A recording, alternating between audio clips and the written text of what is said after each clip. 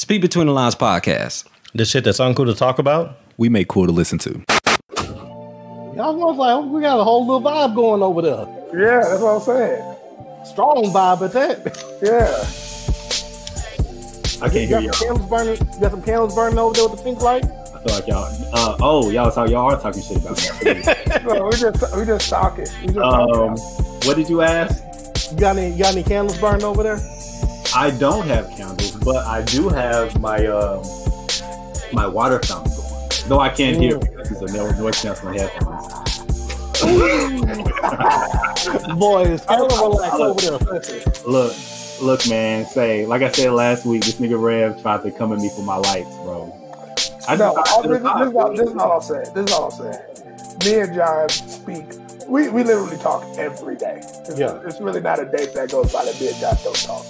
And we usually talk on House Party. Yeah. And so sometimes when we chat on House Party, we may catch each other later in the day, sometimes early in the day. Yeah. But I think on this particular day, I called John at like 10:45 in the morning, and he had a whole vibe on a Monday at 10:45, and I was just like, bruh, like you got off a day like that? What's going on? Like what's going on? Look, man, if there's any time to set up a vibe, you got to set up in the morning because that carries to the rest of the day, bro. You don't want to wait till you pissed off and then light the sage and turn on the lights. No, you guys rip that shit off in the morning, dog, before the sun even come up. You know what I mean? I get it. I don't know. I get it. I'm gonna say I get it. We all have our things that we do in the morning to get us to where we need to be. You know? I get it. You're right, bro. You're right. I had to get rid of one thing that I did. I had to get rid of hey, for some people, it's extracurricular activities. It may be the gym. Some people wake up and read their Bible. You like to seem as if you're at Spa Castle. You just want to do it. You know what I'm saying? I get it. I'm surprised you don't got a robe on right now. Yeah. What'd you say, Rock? You surprised me? You don't got a robe on right now with it. Oh man, don't get me going too deep. That's actually not a bad idea. It's too hot for that shit though. Have on a robe. I should be in this bitch butt naked. Hell. No, you shouldn't. You shouldn't. It's the wrong thing to do. It's not hot in San Antonio. It is. It's not that hot. Yeah, we haven't come to the point of being butt naked. Shit. I think you get you a fan. I don't have a fan in this room. You're right. Damn, I might need one. But yeah. It's a lot of things we can do before we get to this. Before we get to naked on the podcast. That's not what we need. That's what's up. All right, let's get this mug cracking, man. Speak Between the Lines podcast, episode 120. Yep. Damn, okay. Yeah, man, we understand. Yeah, deep in the game. This is your boy King getting in. Join with J Rock. We got my guy Jay Stan in the building. What's up? I'm glad to be here, man. You know what? I'm at least right now. Well, I'm not gonna lie. I'm kind of like I'm regretting it a little bit. When I asked you last week or 2 weeks ago, I was like, "Send me on the podcast." I thought it'd be a good conversation, but we've been on only 3 minutes, and you haven't done anything but talk shit about me. So I haven't said anything, bro. That's a great contribution. I haven't said anything, bro. Hey, man. We just know each other on a different level. My wife thinks I bully you, but I try to tell her that's not the truth, man. Yeah, no, you're right. Yeah, we've been boys for a minute, man, and I'm glad you could be on this mud, dude. For real. I'm glad to be here, man. Yeah, man. How y'all feeling, man? Rock, what's going on, man? How's your life? Hot.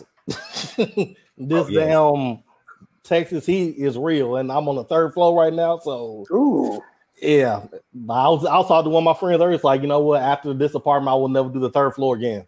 It's got to be the 2nd or the 1st because this heat's killing me. Plus some stairs. Yeah. Well, right now because of quarantine, I'm making the best of that right now. Yeah. Outside of that, before me and the wife moved into our house, we was on the 3rd floor. We had a dog, and and this is like right in the training stages. Mm-hmm. And so he had to use the bathroom, and I never went downstairs. That nigga went to that patio.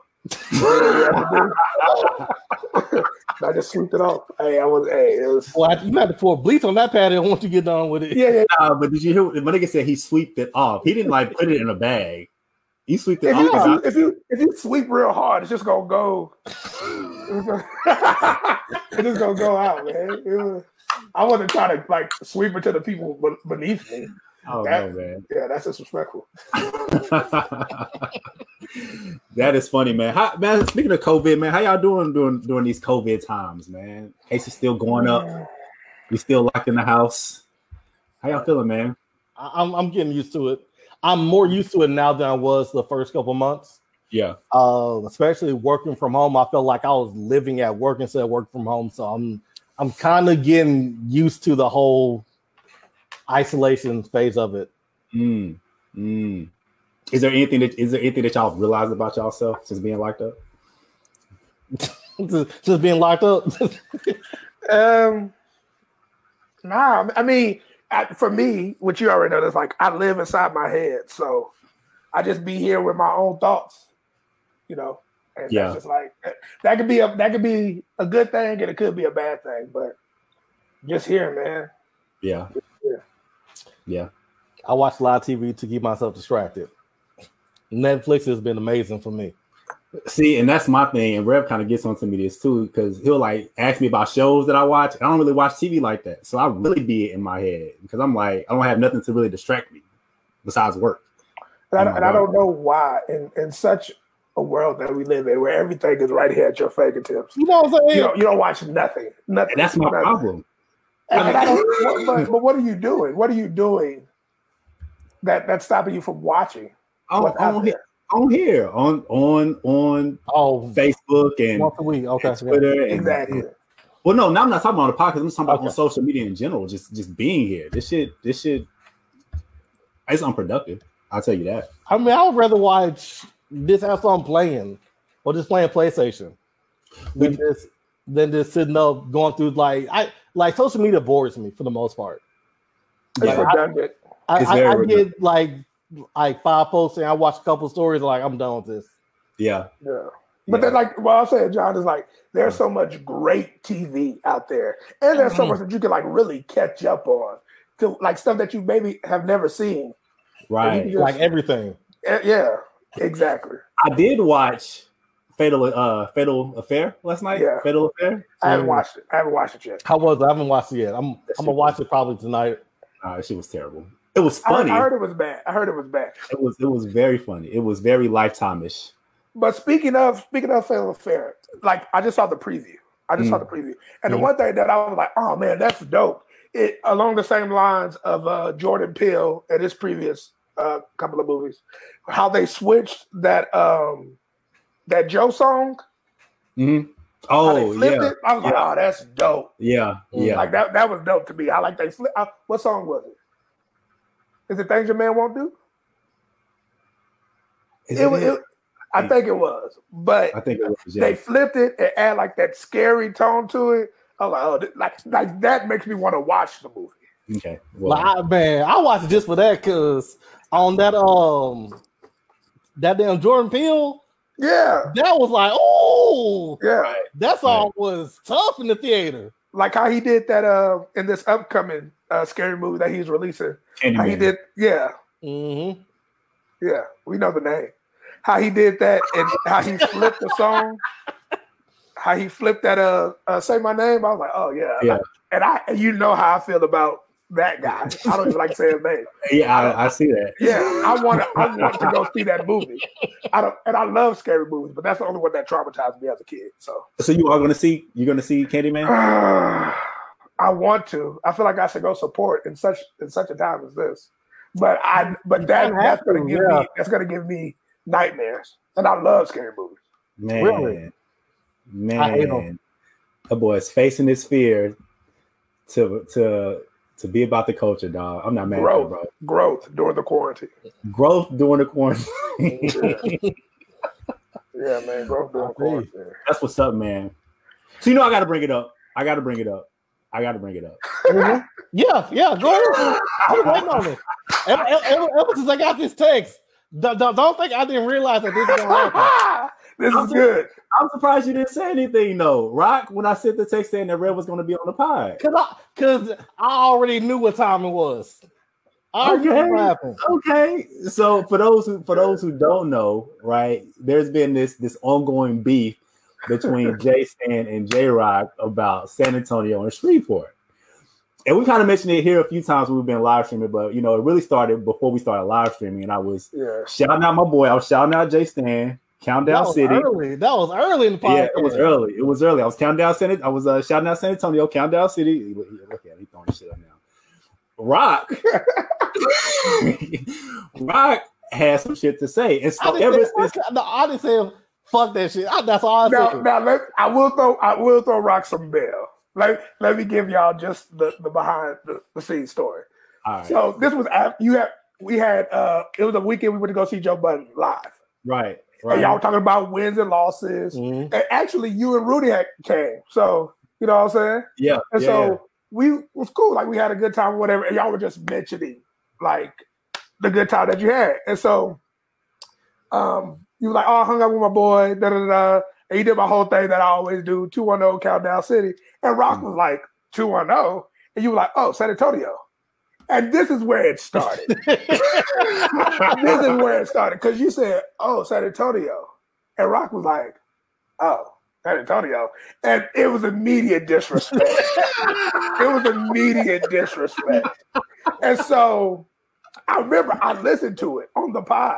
Yeah. Because you had told me, you had simply just told me, oh, you had mentioned me on the pod. So I was listening and I listened, but then that stood out. I said, hold on, let me check that one statement. Yeah, it was like, oh, but you were trying to defend the city for a minute, John. And Rock was just San Antonio. So I felt disrespected.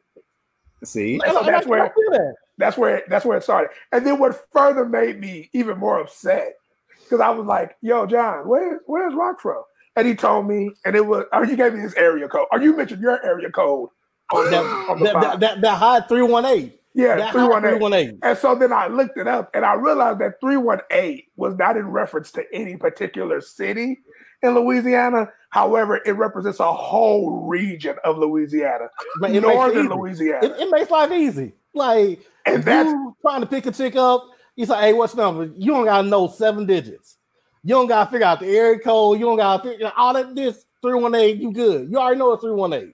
But my issue is this. You cannot talk about my city when your area code represents a whole region, when really that region is not even a part of Louisiana. Northern Louisiana is nothing more than East Texas. No, absolutely not. 100% disagree with that. 100% disagree with that. Listen, if you take East Texas, Northern Louisiana, and Southern Arkansas, they're the same place. That's because people don't know better. People don't appreciate their roots and their heritage. And they have to go claim to something else. Nah, rep your own place. Rep your own city. Like, we're talking about the 7th largest city here. We're talking about that. Okay? Now, my other issue is this, and I've had this conversation with John. People in Texas already feel the need to disrespect San Antonio. I don't know why. Well, if it had not been for the Battle of the Alamo, Texas would even be a damn state. But that's another story for another day. That'd be another story. And so I'm already going to get heat from Dallas and Houston. I can't let Northern Louisiana come in here and disrespect me. Y'all are used to getting disrespected by everybody else. So what's the difference? It's not even a thing of getting used to being disrespected. So we're just a little brother. So it's like, we're the little brother that doesn't get to tag along. You know? So like, if your big brother don't respect you, why would you say your cousins and your second cousin? My big brother can talk about me, but I can't let somebody who's not a part of Texas. Because here's the thing about Texas. I tweeted this last week. Yeah, and it got a couple spins. Houston and Dallas are frenemies. They hate each other, but they'll link up together to disrespect San Antonio. Yeah, we will. Now, I like San Antonio more than Houston. So, well, there you go. Because of other shit. but the thing about Texas is we won't allow anybody to disrespect us as a whole. Like Texas will come together to disrespect anybody who disrespects us. But that's it, man. Like, it was just like, How are you going to talk about my city, 7th largest city in the nation, military city USA? We got 5 championship rings. Like, what are we talking about? Like, when Obama was going on a campaign to get elected, did he stop in northern Louisiana? I don't know. He stopped in San Antonio. Yes, he did. Yes, he did. He did. He didn't stop. Y'all are a trip. Y'all are a trip. I've been waiting for this. I've been waiting. Hey, man. And at the end of the day, there's really nothing for me to say because my city speaks for itself. I should have worn a Spurs shirt. No, you shouldn't have done that. That's what you should have. Now. Hey, we've dealt with Northern Louisiana and San Antonio, so we have amended this between me and J-Rock. but hey, do not talk about them trash Dallas Mavericks, bro. Do not talk about them. See, why did I invite you on this podcast? See, you were doing fine. You were doing fine until you started talking about my Mavericks, bro. But you know what? My hate for the Mavericks came from you. I don't understand how. We met years ago. I had just moved to Dallas. I had just moved to Dallas, and we were talking sports. I'm like, "Oh, I'm a Spurs fan." Da da da. And out your mouth, and when everybody says, "Oh, the Spurs are trash," but we had just won a ring. Yeah, they boring. Shout out to Smokey North, my guy Quay in the building. We're boring with rings. That's cool. Let's see what y'all do this year in this bubble. This bubble of the NBA that we have. Well, it's perfect. It's Corona time. Everybody on the Spurs has it. So, hey. We both going to be sitting in the hotel room watching the finals. So I'm not worried about it. For me, at this point, I know we're not going to do anything. I just need us to make the playoffs. Right. I feel you. I can't wait for that shit to start. I can't wait. You see that nobody tested positive for coronavirus in the NBA, right? It tested everybody here recently.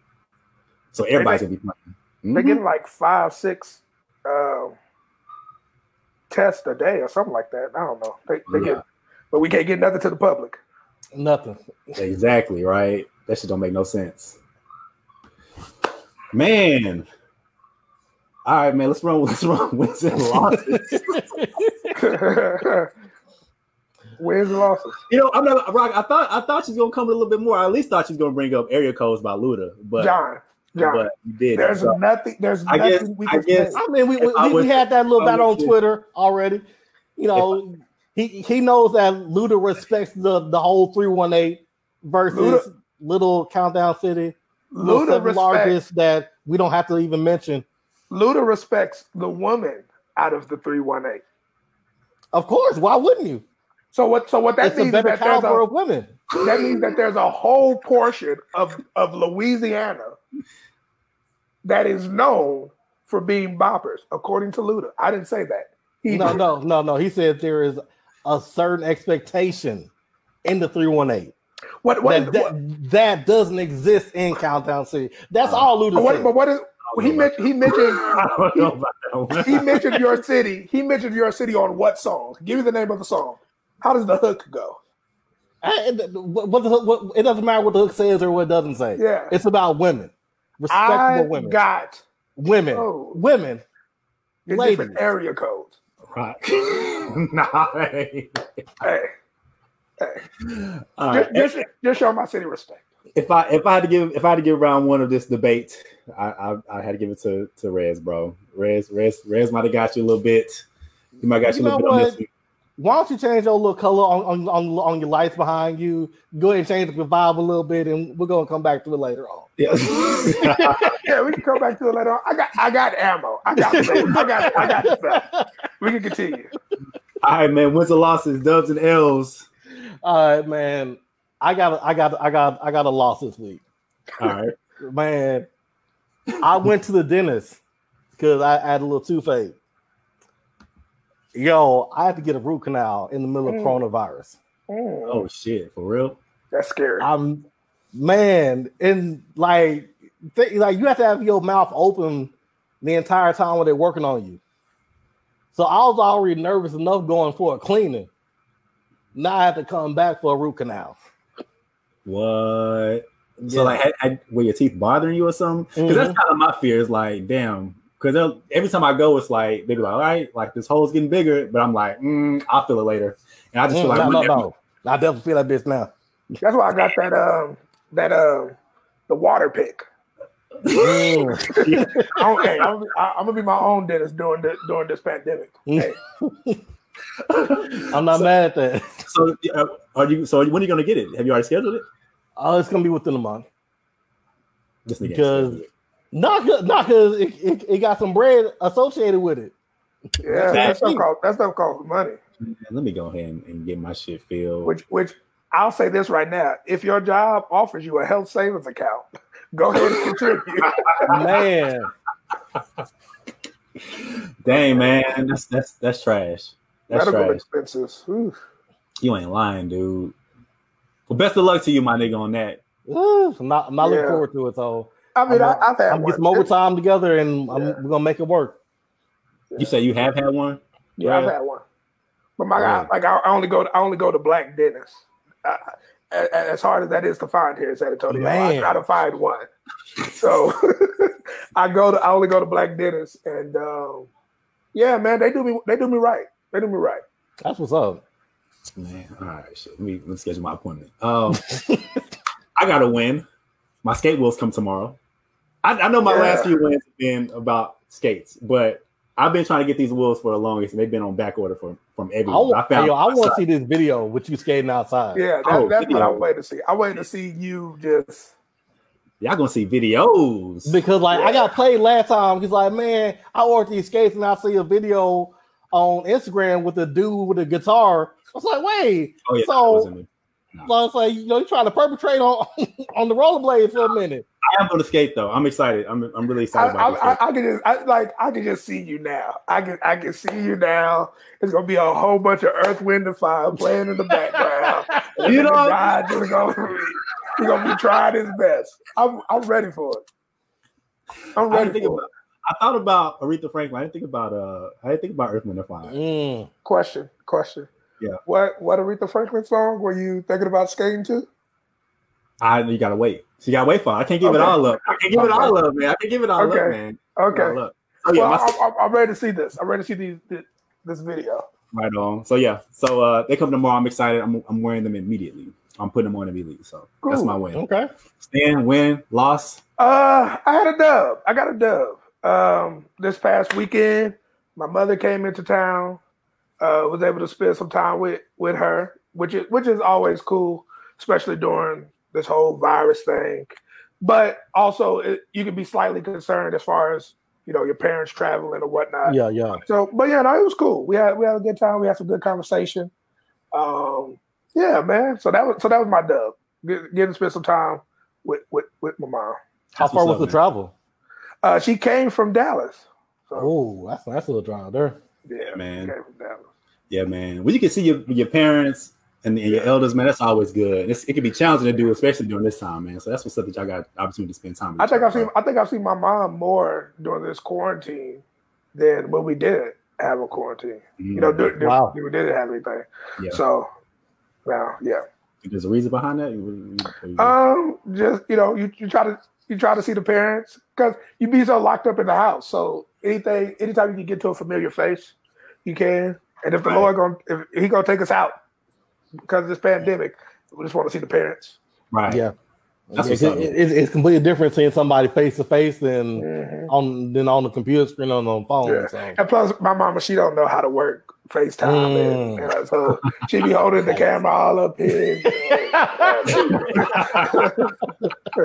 Let's just go ahead and let me make this drive real quick. Right on. That's what's up, man. That's what's up. Man, so really quick, before we get into the topic, I kind of want to just kind of run something by y'all real quick, and maybe to get y'all's thoughts on it. So it's kind of my daughter, right? So she's getting up to this age where she's wanting shit. Like she's sitting down watching TV and like she's looking at TV like, oh, I want that. It could be a stuffed animal, like whatever, right? Yeah. And so I'm trying to figure out when is, I guess, the appropriate time to teach kids about money and what even method to use. Cause it's like, okay, she's getting to the stage where she wants to want, which is fine, but it's like you can't just have everything. So I thought of a method I kind of want to know y'all's thoughts on it. It might be a little outrageous, but so she asked for a lot of shit, right? So I was gonna say, all right, well, she's gonna ask for 3 or 4 things, and I'm gonna say, okay, well, I can get it for you, but Daddy doesn't have money like that. But if you want it, I can get it for you. Her 3-year-old mind's gonna say, yes, get it for me. I'm gonna get it for her. But then when she asks for something to eat, I'm just not gonna feed her. Man, you can't say that on the podcast. What you mean? CPS, you always watch it. Well, I don't understand. Like, look, man, you can't just be. So, like, I want a doll, so you're not gonna eat this week. No, I'm just talking about like. I think that's illegal. You have to feed the child. You gotta feed the child. What? Yeah. No, I'm gonna feed her, but like. There has to be like a give and take. Like, okay, if you get all this stuff, it's just a learning experiment, right? Like, you can get all this stuff, but if you get all this stuff, you're not gonna have money for other shit like food and water. You're old enough to watch this podcast at one time. So what I think you need to do is you need to present that option at the moment of her wanting something. So if she's like, "Hey, Dad, I want this," that's where you say, "Okay, I can get you this, but if I get you this, I can't get you McDonald's later." You can't just buy her the toy and then be like, "Oh, Daddy, I'm hungry." You be like, "Nigga, your money gone." You can't do that. You can't do that. Right. You can't do that. And like, we're gonna have $300 worth of child support for this weekend. Yeah, like you can't do that.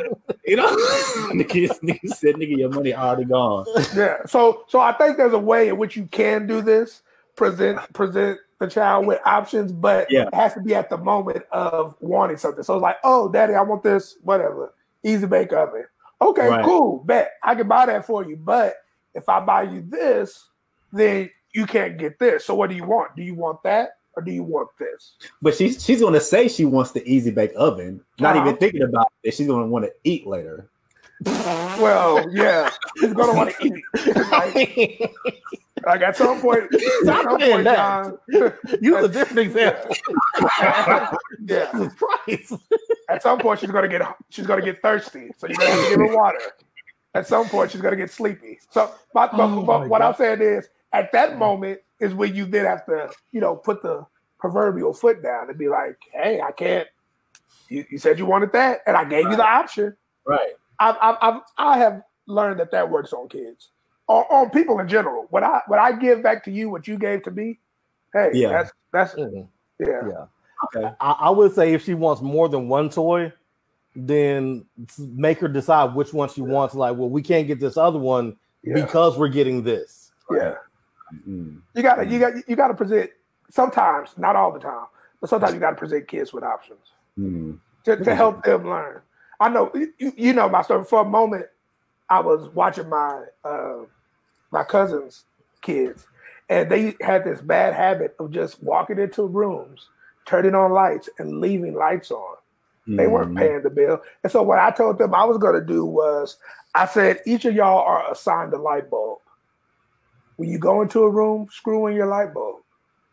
When you're done, unscrew your light bulb. Really? That's your light bulb. Really? Yeah. Give them ownership. That's your light bulb. That. Not feeding them is bad, but he can assign kids light bulbs. Yeah, that's your light bulb. Because they can take the light bulb to whatever room they need to go to. Yeah. It's not like, so is that what it was? They carried their light bulb to each. If you want to go into that room, take your light bulb with you. And if you need me to screw it in, I'll screw it in for you.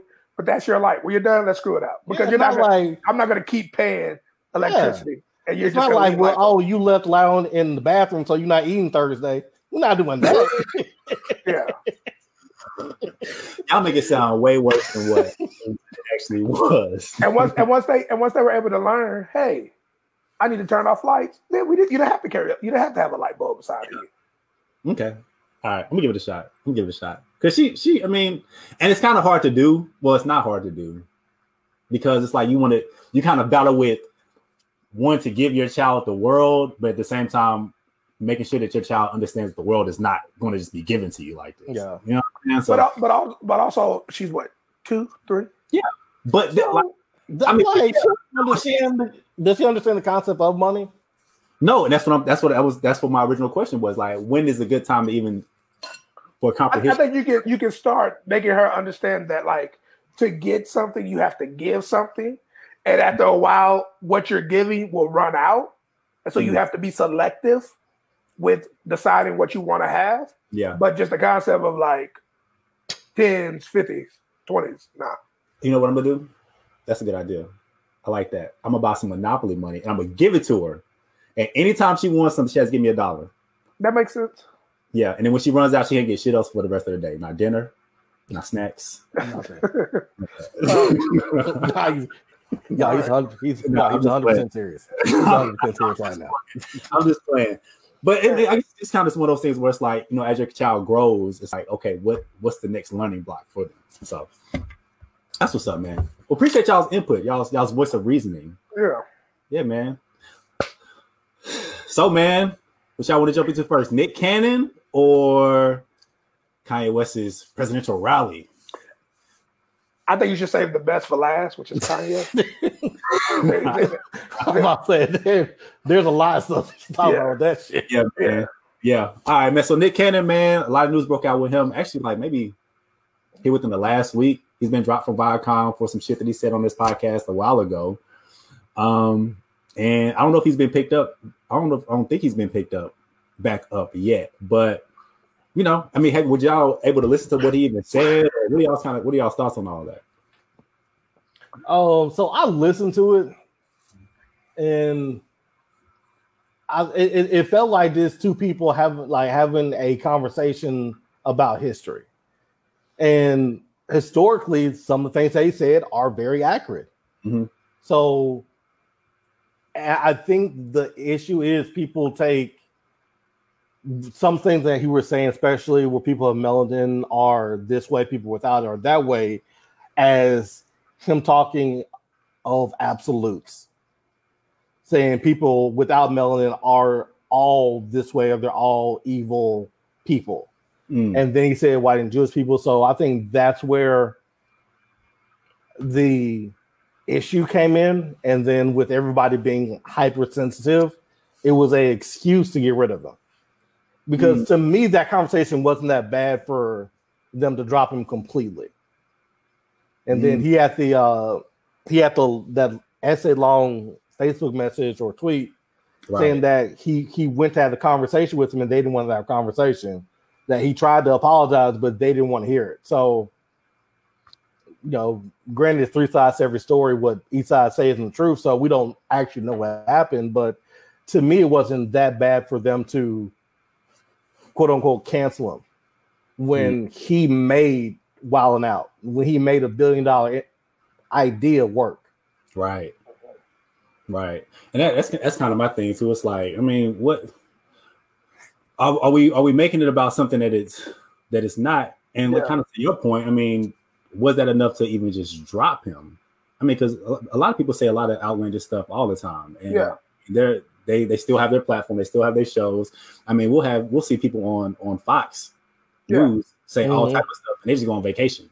You know it's a guy in the Oval Office. Yeah, exactly. Perfect example. He say shit all the time, man. He might fuck around and get another 4 years. You know what I mean? So it's like, what?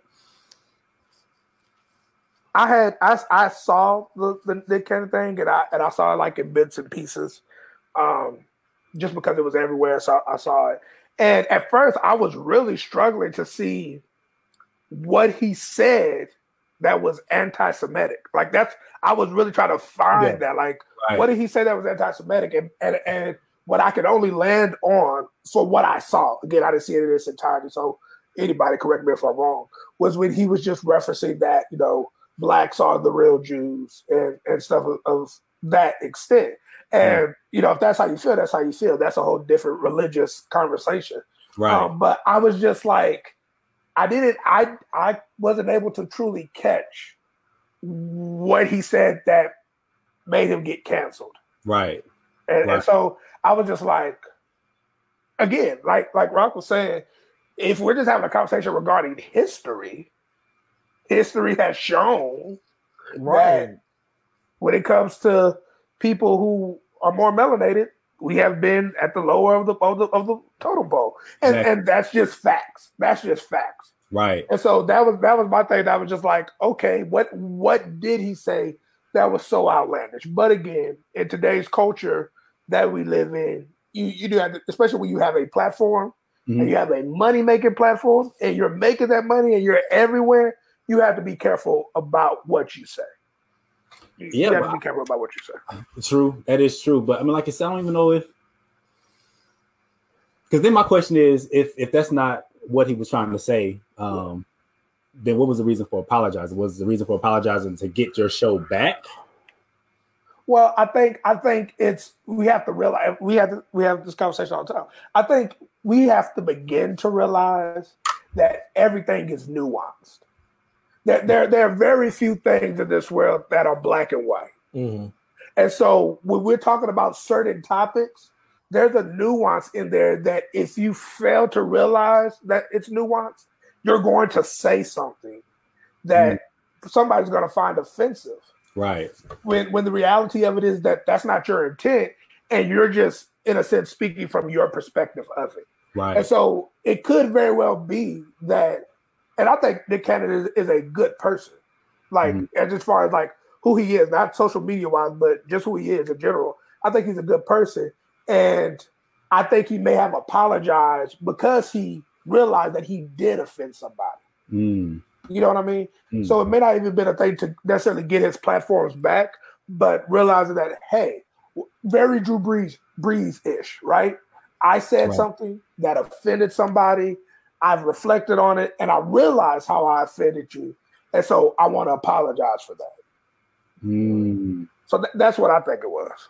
And then, like, that brings up the whole issue to me of the issue with ownership. How he created, this was his idea, this was his child, but because he doesn't own it, that's where the whole cancellation, because if he owned it, he could just take it somewhere else. Right. But because he doesn't own his own product, now he's at you know, he has to play politics with other people. Right. When if you own it yourself, you make a mistake, you apologize for it, but you can still move forward. Yeah. It's not on somebody else's decision on whether you can make money or not. Yeah. Right. What I thought was interesting is honestly what the culture did, right? So when he had gotten canceled initially from Viacom, the culture was like, oh yeah, Kenny Cannon, you said your thing, you're doing all this, we got your back and yada yada yada yada. But then when he decided to apologize, then it was like the message kind of switched in a sense, and people from the culture wasn't necessarily as supportive. And I wonder honestly why that is. I mean, because it's like we're almost looking for, as a culture, we're almost looking for somebody to have, so I guess the sense to have our back in a sense, and be the voice of saying, yeah, like you're saying all this was our history about, white people doing this, black people doing this, but then we decide to backtrack and backstep because you may have misspoke, right? Like you said, not Rock, but Rez, you said as far as like nuances are concerned, like when you think you may have misspoke, you apologize. It's like the culture grills you for it.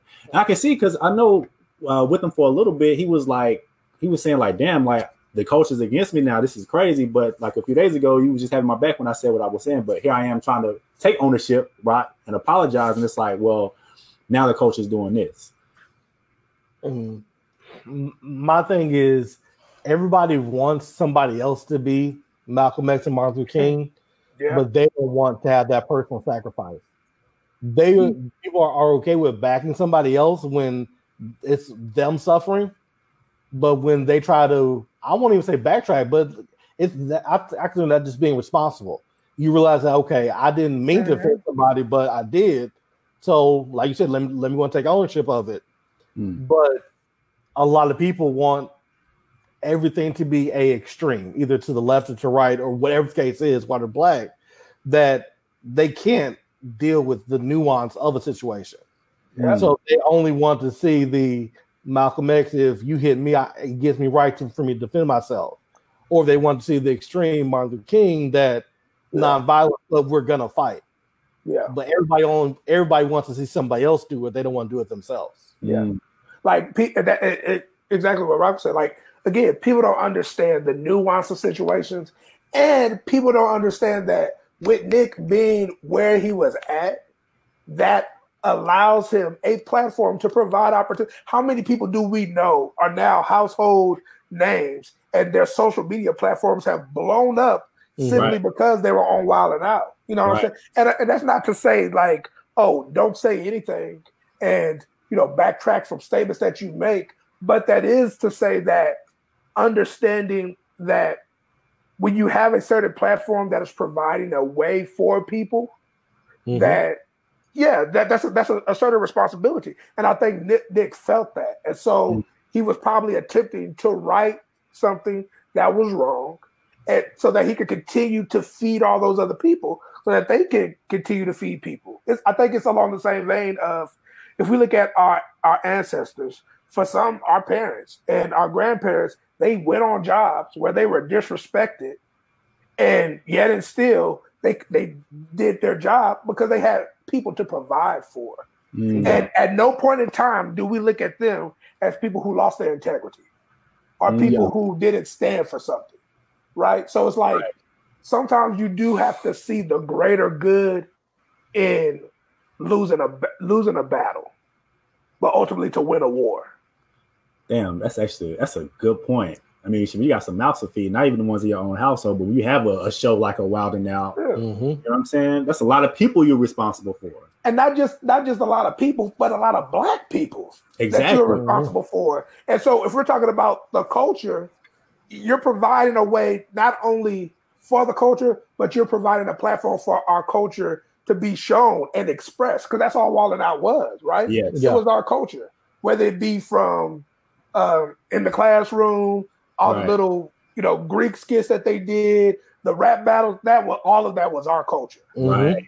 You see what I'm saying? So it's like, I get it. I can get how some people could be upset that he backtracked, but I can also understand why Nick feels like, well, let me make this apology, because again, it could very well be that, you know what, I realized that I did offend somebody. So it may not even be about the show. I realized that I did offend somebody, so let me do that. And I've always felt that anyone who gives a true apology, even if they don't necessarily feel different than what they initially stated, if they realize, hey, I hurt somebody, I could always respect that. Because hey, I meant what I said, but I do realize I hurt somebody, and so I do want to apologize for that. That's good. That's good. I know about you on this show for a reason. That's what's up, man. Does he get the show back? Oh, on a different network. I think so. I know. P. Diddy was trying to bring him to Revolt TV. You don't think that'll be dope? Back? I wouldn't mind him being on Revolt. I don't want him on BET, because I think BET is a place where some shows go to die. But I wouldn't mind him on Revolt. I think that would be good. Yeah. But then I think at that point you need to make Revolt a part of it. Like Revolt shouldn't be a part of premium cable packages. It needs to be a part of like just a tier right above basic. Right, and that was actually going to be my point. I'm glad you actually mentioned that, because if you move it to a Revolt TV, you lose some of that viewership. Yeah, that viewership, because Revolt TV isn't a part of a particular package on some networks. Yeah, man. But ultimately, no matter where you move it, if it continues to go, as long as it keeps its essence, it's going to do the numbers, because as we've seen, like, we are the culture. Right. We are the culture. Anything that we do, no matter how far back we've done it, everything that we do takes off. So yeah. Right. I wonder how this is actually affected him mentally too. Because Nick? Yeah, absolutely. Because I know he had mentioned, or it was said or whatever, he was having suicidal thoughts about it. Not just this, but he had a friend that just had suicide. So if you're dealing with all this, losing, getting kicked off of a major network and then have your friend commit suicide, it's like that's a lot to deal with on top of the other shit that you're dealing with. You know what I mean? I don't even think it was just the Wild 'N Out, because I think this is something else we got to realize about Nick Cannon.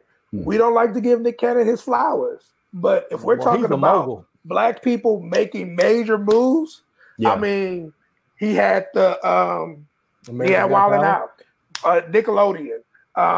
What's the other one? Shit, Masked Singer. This nigga. Masked Singer. Like, come on, bro. Like Nick Cannon, he's one of those people who makes quiet moves, but he's making moves. So it's like, I think he lost all of that. And so again, you go back to losing all of that. And of course, you have your own personal issues. And you have these other people who are on your show, and you're like, damn, me saying what I said, they lost something too. Right. So, and then when you try to apologize, you got the culture like being like, nah, bro. So it's just like, well, who is here to support me? Right. You feel alone. I mean, shit. 98% of the cast on Wild Now is black. So I'm supporting it. I'm supporting the culture. You know what I'm saying? And it's like, then this happens. Yep. Dang, I wonder how much, because I think that happens a lot in the black community, dude. Because I think it's already bad enough that we already are seen to not really support each other as much. Not necessarily so much now, because now I think with George Floyd and everything that's going on, I think people are really trying to support the black dollar. But before all this happened, it was like, you would hear stuff about black people not really supporting their own culture, like they're not buying from black businesses as much as they are now. And then when you try to be in a position where, look, I can not only buy black, I can have a black company or a black show, and then bring black people in. It's like, look, I'm trying to do the shit that is not really even happening in our culture as much as it should. Yeah. And the culture is still backstabbing. Because in the moment that somebody else does it that's not black, we're going to be in an uproar because of appropriation. Exactly. You see what I'm saying? So it's just like, I just always feel in the black community, we take stuff and we find a way to demonize it. Like we just do. Or we find a way to have an opinion about it, to be contrarian. Like there's always going to be that debate, right? We can't simply say or have a conversation about black people getting educated. We got to have a PWI versus HBCU. Oh yeah, you see what I'm saying? Like like whatever it is. So like Rock was saying, again, going back to that nuance, either you got to be on the far right of it or the far left of it, and we can never just coexist. We can't. We just can't. And I don't get why, but it is what it is. Yeah. Dive deeper a little bit on that demonizing thing, demonizing our own culture. Because me and you, we've kind of experienced that firsthand going to a PWI, how that kind of go back and forth with HBCU. So I kind of, if you could just kind of expound on that. But it's just like everything that we do. This is just how I feel. It's always within the black culture. We find a way to split it up. So again, like I said, it can't just be black people getting educated. It's, did you go to a HBCU? Did you go to a PWI? It can't be that. Even if you look at church, there's certain denominations. Well, if you ain't Kojic, you ain't this. If you Baptist, you that. It's just be like, well, damn, bro. Like, can we not just be? You know what I'm saying? Like we always have to prove how black we are. How black we are to each other.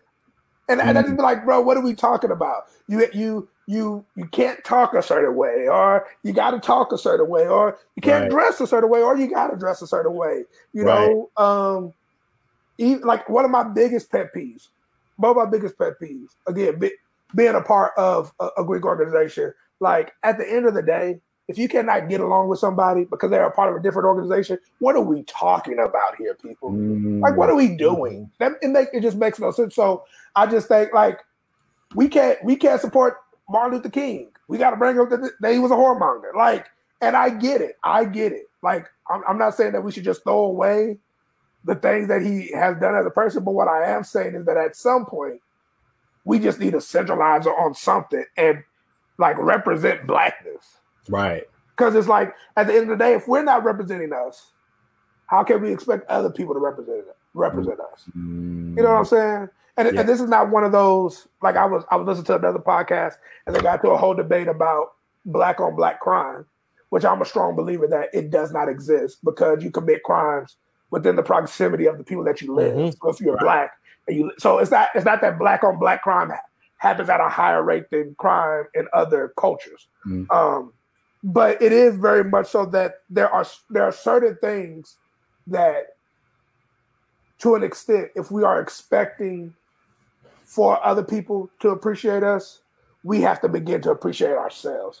Now, this is not an all lives matter debate because Black Lives Matter. Like, we don't have to explain that. Right. But what I am saying that, like, I can't expect for somebody to give you respect, if I'm not respecting you. Right? So it's just like, and we're quick to do that. We go against each other. It's that Dallas, Houston, San Antonio thing. We'll go against each other, but we'll link up together when we feel like somebody is coming up against us. And that's a beautiful thing when it comes to blackness, but there are some things within our culture that we just got to be like I've been told on so many occasions, oh, you have good hair for being dark-skinned. And I'm just like, I get it. It's like, we can laugh about it, we can joke about it, but and there's some people who do it in a joking manner, and I'm cool with it. It's nothing off of me, but at the same time, there are some people who truly mean that. Yeah. Right? And it's just like, bruh, come on. Right. Come on. Like, so, I don't know. We just demonize everything. That's a good point, man. That's a good point. I wonder where that even comes from, dude, because that shit does happen a lot. I see it on the timeline often. Even in the Slavery. Right. Yeah. Colorist, house slave, field slave, high yellow, dark slave. It all comes back. But I mean, it even goes to the point to where it's like, so there's like a DFW, and I'm not trying to derail the conversation too much, but there's a DFW food chat, a food Facebook group, where you can support Black restaurants, and people be in there talking shit about each other's dishes. It's like, damn, I'm just trying to post my shit here, so Right. there's a Black one in the city, so you can come support it. But people are going at whole critiquing but type of shit. We have this complex when it comes to blackness that if it's black, it's weird because if it's black, it has to be every T has to be crossed, every I has to be dotted when it comes to blackness. And we don't give people the same grace that we get. We don't give our people the same grace that we do other people. So when it comes to us, bro, if you fried that fish a little too long, the whole plate is trash. You can't fry fish. Hold it. Yeah, no, niggas will burn fish. Trust me. Yeah, and chicken. But you won't say anything about this poor trash meal that you get from Long John Silver's. They both fish, but you see what I'm saying? Like, we have no problem with saying, "Oh, that was okay." But when it comes to, we do it all like that's. It has to be perfect. Yeah, that's my issue with all the time with people who have a issue against HBCUs. Even though I didn't go to one, people are like, "Well, HBCUs, it's always an issue. It's always this stuff." But you have some of the same issues at PWIs, and so it's like it's because it's black that you are holding it to this standard that you don't hold other stuff. But then on the flip side of that, when something is black, we'll let you get away with some stuff that we would hold other people to the fire on. Right. And so it's like, it's this complex that we do to ourselves. That's just like, damn. Man. Oh man, you hit that. Damn, you hit that. We do it all the time. That's real. This whole Fatal Affair, because it's a black movie, people like it damn near got to be perfect, dog. They're going to point out everything about it. Yeah. They're going to point out everything. Right. The first thing I saw, well, the one thing, because people are going to say that it's trash. I mean, they even did that about the Tyler Perry movie. That came out, the one that he did in 3 or 4 days or something like that. But how many, but again, and I'm not saying it wasn't, but how many trash Netflix movies have you seen that it was white people? So it's there. But we're going to hold our people to a certain, we did it with Obama. Because he was black, there were some black people who was like, everything that he has to do has to be top tier. It's that you got to be twice as good to get half as much. But then there are certain black people who, if he fumbled, they were okay with it because he's black. Let's give him some leeway. So, damn, that's a good point. Now I feel bad about trashing that Fatal Affair movie so much. I mean, the movie's trash. The movie's trash. It was trash. But then, so one thing that I've been seeing so much about the movie, or a mess up that I've been seeing, is that Nia Long, she was on the phone and the phone was upside down. That's kind of the one meme I've been seeing. And so it happened at the beginning of the movie. And so ever since that point, it's like now you're looking for stuff that's bad about the movie instead of trying to actually watch the movie for what it is. And I think that same thing even happened to the Tyler Perry movie that was filmed in 4 days. It's like you see so much shit about it, like mess up, like camera mess ups, or like the people like the phone upside down, like production mess ups that you now are looking for stuff to be bad instead of actually appreciating the movie for what it is. So, yeah, man, I thought that was interesting, dude. I thought that was interesting. Man, not to spend too much time on that. If y'all don't have nothing else on that, man, we could jump into Kanye. Yay! Why? Yay! Why? Yay! Yay, man. So I thought. So he announced that he was running for president, and then he said. Then I heard that he dropped out, but then he recently had a whole rally in South Carolina. Are we gonna call that a rally? Man, that didn't even look like a rally. It did. It didn't look like a rally. Let's start with that. It looked like a low budget rap battle. It was like this is just the rev side of me coming out. You know, like when you like know somebody who's like just starting a church, and like they got like like they rented out a room. So, oh my god! System. Oh no! My guy's trying to do his thing. He's black. We gotta support him. He's trying to do his thing. We just talked about this. We just talked about this. Not even 5 minutes ago. But you know what? We also said we gotta call trash. You gotta call truth. All right. And this was some trash. Is like, bro, it's not even the fact that we're trying to hold Kanye to a higher standard. Any standard. It's just, bruh. Right. And for me, Kanye was. And I hate having to use the term was. Man. My God. But he was the GOAT. Man, like, 2004 Kanye, man, come on, man. Listen, I was having this conversation with Abe earlier. You like if you love music, especially if you're a hip hop head, there are certain albums that like define your music taste and your like hip hop history. And they better define who you are as a person.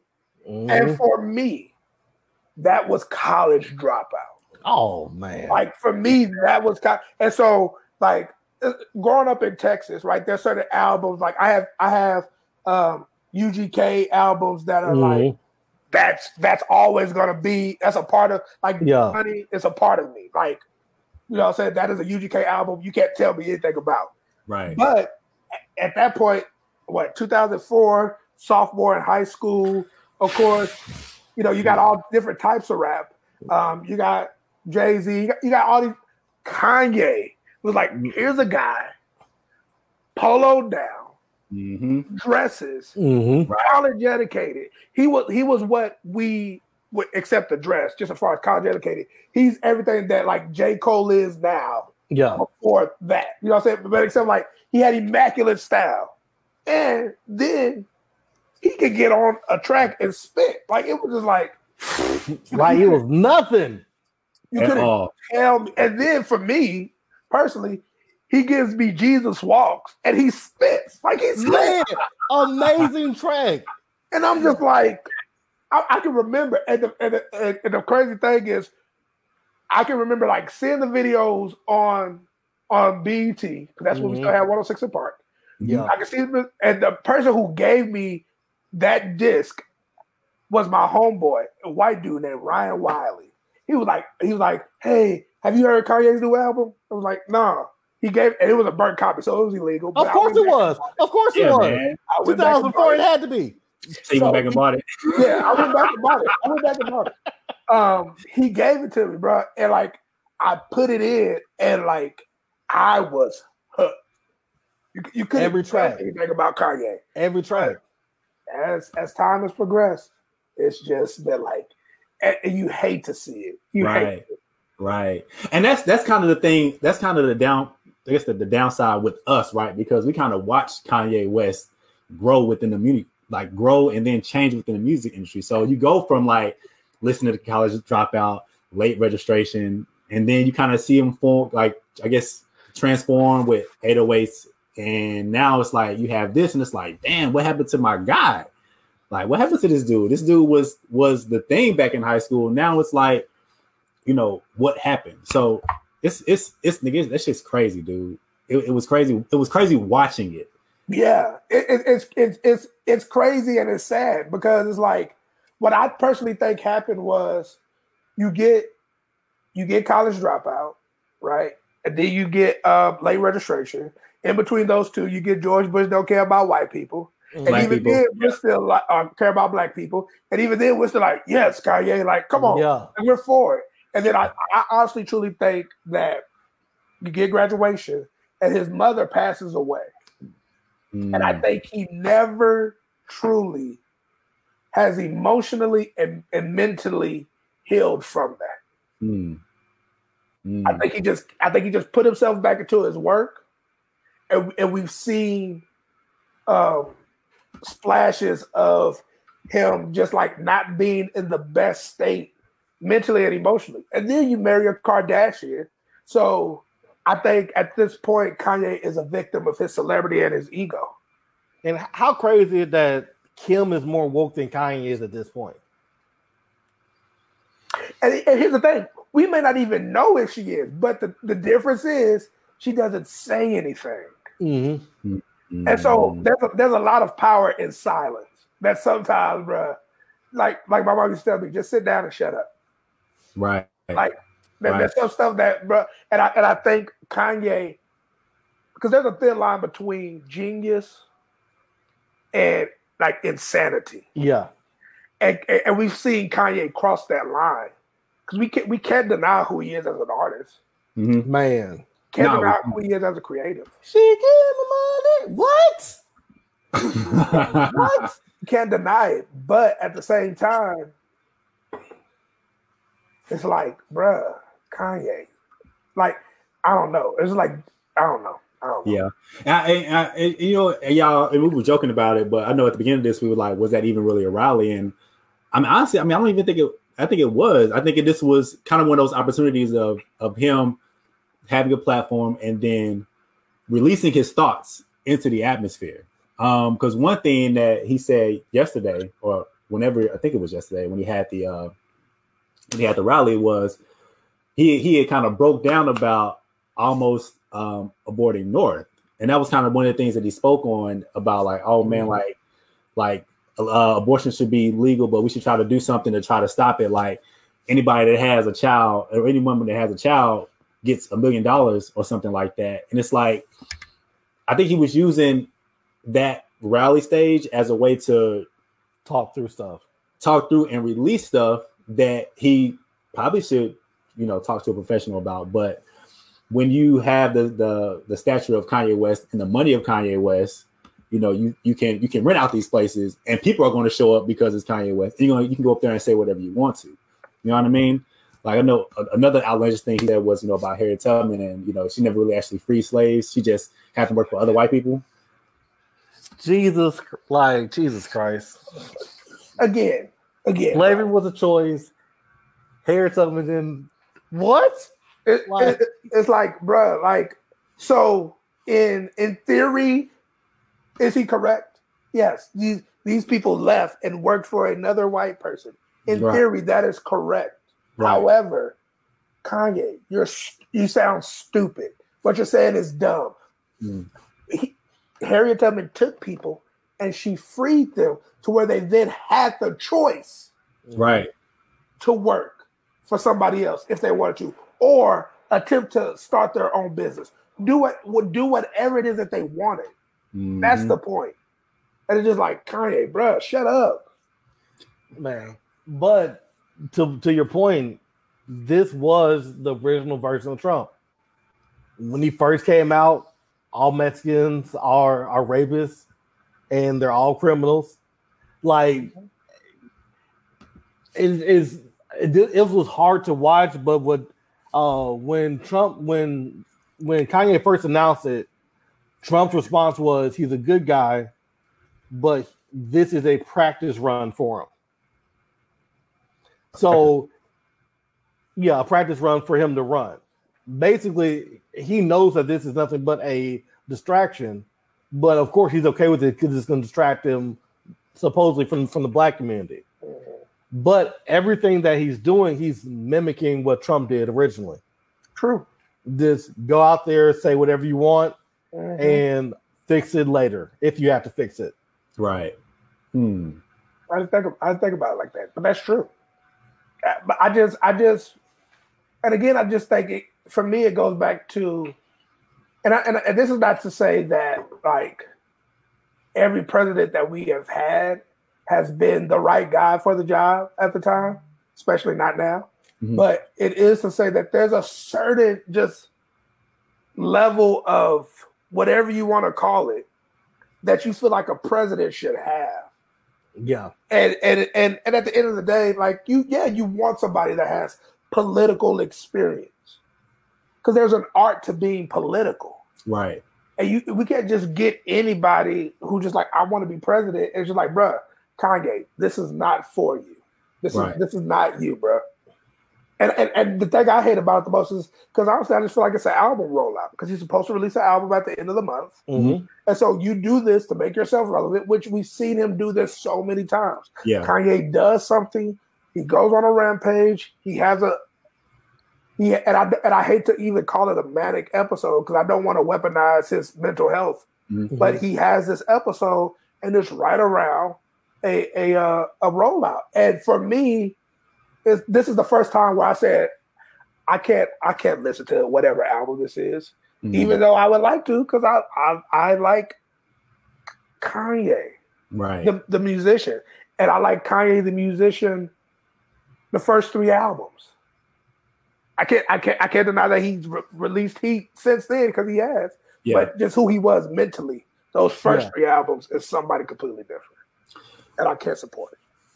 Do you think, and this is kind of even stemming from what we've talked about since this podcast has even started, this episode anyway, is like, do you think just because we know the history of Kanye, and actually, Rock, what you said even brought me to this about Trump. Do you think that because we know the history of Kanye West since college dropout and late registration, and that he's now trying to run for president, do you think that's why we're looking at him the way we are?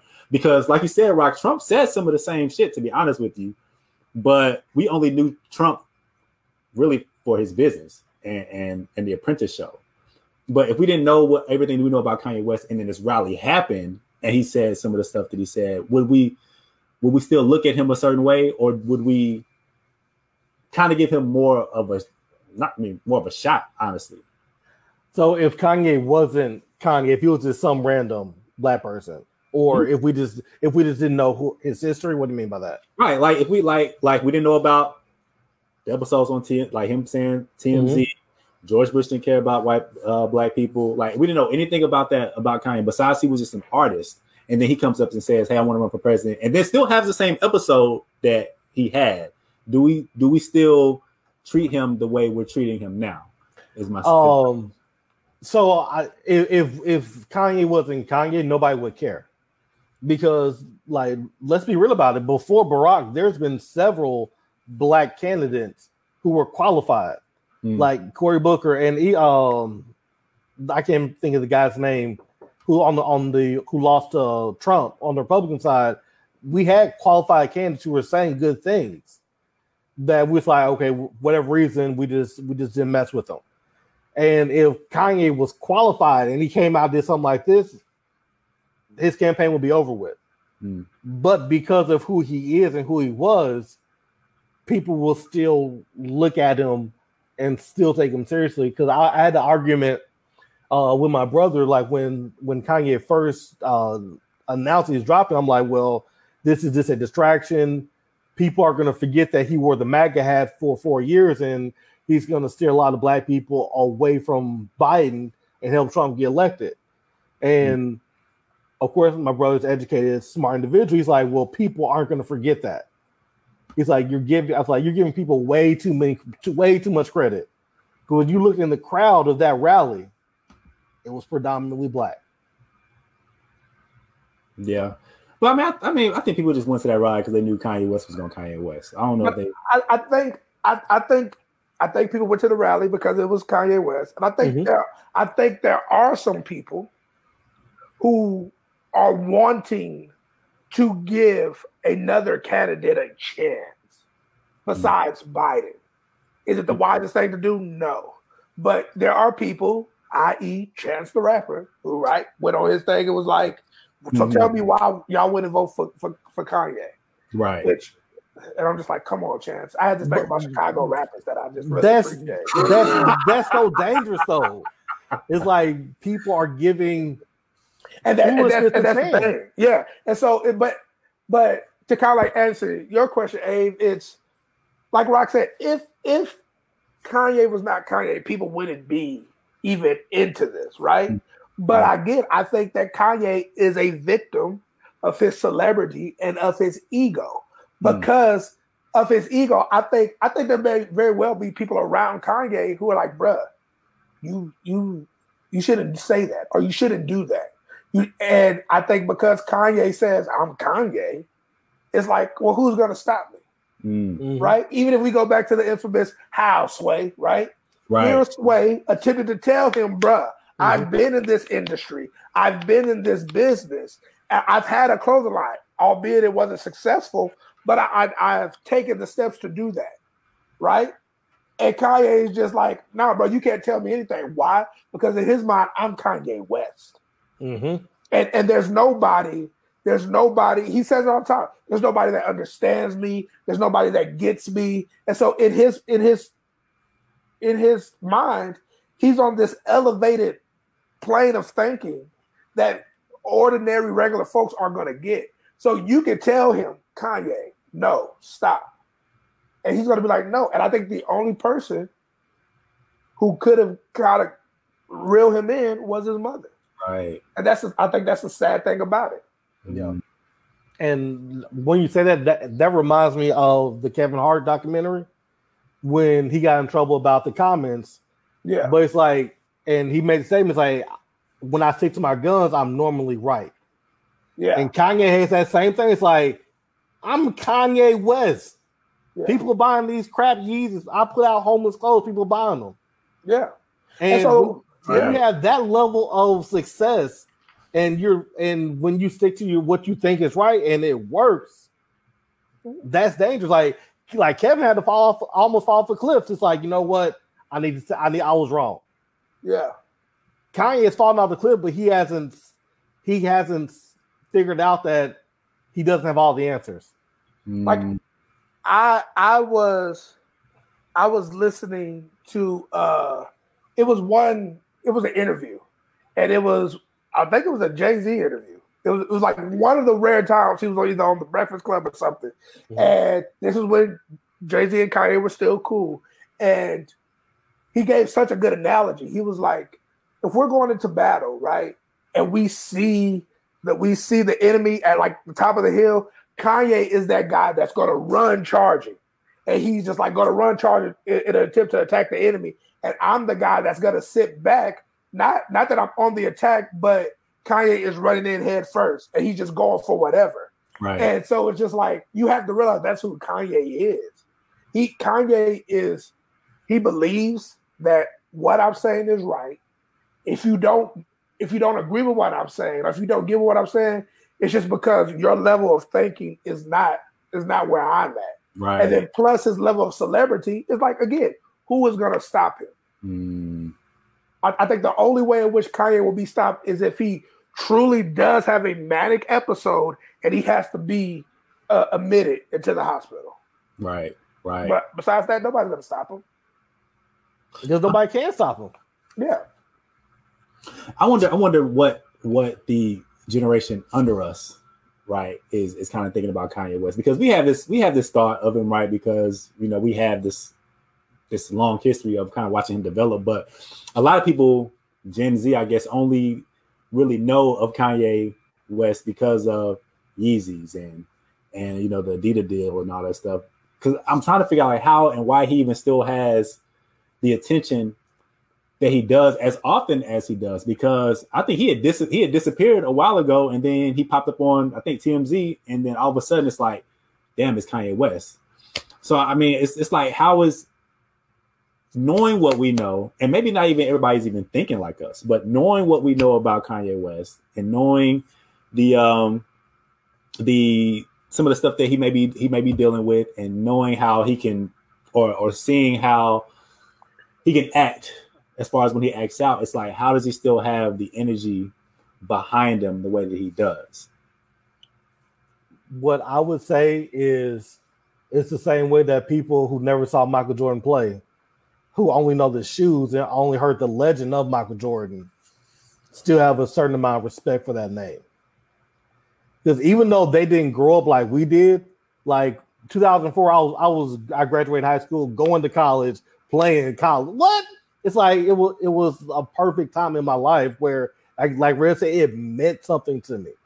Every bar meant something. But to people who didn't have that, they have people like us who have the legend of Kanye, who when we talk about him, when we talk about prime Kanye, we talk to him as a legend, not as just a regular artist. And people people love his clothes, and people connect with him different things through different generations. But because of there is that connection, because he is that legendary figure, just because they didn't grow up with the music, they still grew up with the legend of Kanye. Yeah, I think for us, we know Kanye differently. Like we know Kanye. We know the dude who broke his jaw and rapped. Like that's who we know. Right. Who had a shattered jaw and rapped. Yeah. And not just rapped, but was like hitting it. You know what I'm saying? So that's who we know. And I think now, this is how I honestly and truly feel. I think anybody who goes and votes for Kanye is nothing more than a hype beast. Like you just want to say, I voted for Kanye. Right. And you don't like. I remember when I saw Kanye in concert. I went to the show, and I've seen this in just about every concert that I've ever been to. That there's a certain group of the crowd that you can tell they don't know nothing about this music. They don't know. They just simply bought the ticket because it was the ticket. Right. It was the hottest thing in town. So they are in that crowd of, oh yeah, me. Like I can't sit here and say that I know because I don't know anybody's personal music taste. But like I went to go see Drake. And it was like a guy there with his wife. They had to be in the range of like late 40s to early 50s. Now I'm not saying they don't know Drake. But all they knew was started from the bottom. Because that was the hot song. And so in their mind, it's just like, yeah, we're going to go see Drake. You know what I'm saying? Right.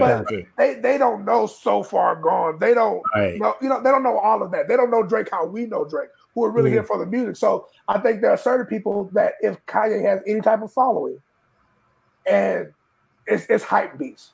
It's hype beast. It's going to be those individuals of a different hue who want to support Kanye because it's on the edge. It's, it's that. And it's just like, well, bro, we have a country. Right. It's more important shit to worry about. I voted for Kanye. We have a country. And you want to vote for Kanye because you think it's cool that our president is a rapper. Right. If you want to support Kanye, get that same haircut he had. Yeah, go get 20 coin across your head. All right, go get 2020 on the side of your shit. Hey, come on, like, and that's what I'm saying. But we are at the point. We're past that point. But bro, our political system and foundation, as we know it, is a joke.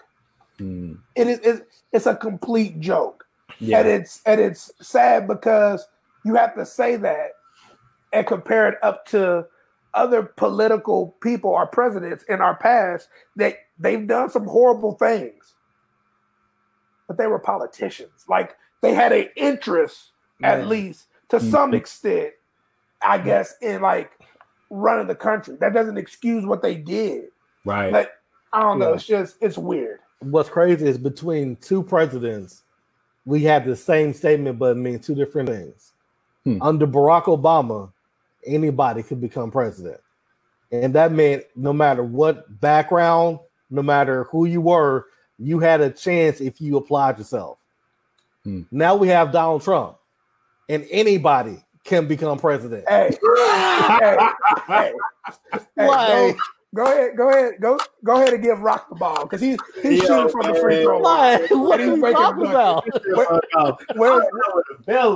Where's the bell? Where did this go? That was anybody can become, and it's like, bruh, and like, because I've had this conversation with many people. In our lifetime, we've been alive for like 5 presidents. We've been alive for Reagan. Mm-hmm. We've been alive for Clinton. Yeah. Bush. Yeah. No. Reagan. Papa Bush. Mm-hmm. Clinton. Baby Bush. Bush Jr.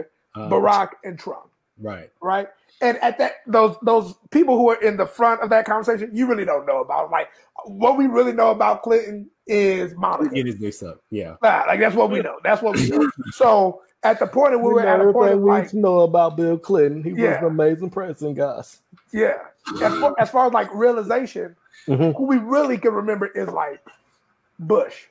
Yeah. Right. And at this point in time, I would take George W. Bush 10 times over. Oh, absolutely. Than I would Donald Trump. Yeah. Yeah. That's scary. It is, man. But that's the amazing thing about the kind of tidal wave that Trump has started, because think about that. Yeah, we're thinking about I'll take Bush 10 times over than Donald Trump. Yes, because we were like giving Bush second the blues over his handling of 9/11, right? His handling of Katrina. So it's like, damn, he did all this shit, and it's like, but now it's, nigga, can we get a George Bush? Right. And it's Does he got a son who's of age? Shit. Yeah, man. Here's the thing. Even like with the mishandling as it is, we still feel like at the end of the day, I wouldn't want to be president because that's a lot of responsibility. Yeah. Mm-hmm. And so, again, me being a Christian, believing you should pray for those who are in power, I'd be like, man, I really pray for George Bush because that's a tough job. Imagine having to deal with World Trade Center, having to deal with Hurricane Katrina. Right. And I could tell, at least I felt, that this man was really trying his best. Right? He was just really like, there's some people you see in positions of power, you like, man, they really trying. And that's not to say that being president is still not a hard job, because it is today. But Trump makes it 10 times harder. And he's divisive in everything that he says and does. And so it's like, I don't have anything for you, bro. I have nothing to give. I have no bell to give you. Yeah, man. Yeah, none whatsoever. It's just crazy to see just nigga his handling of everything. I mean, from the coronavirus, like, bro.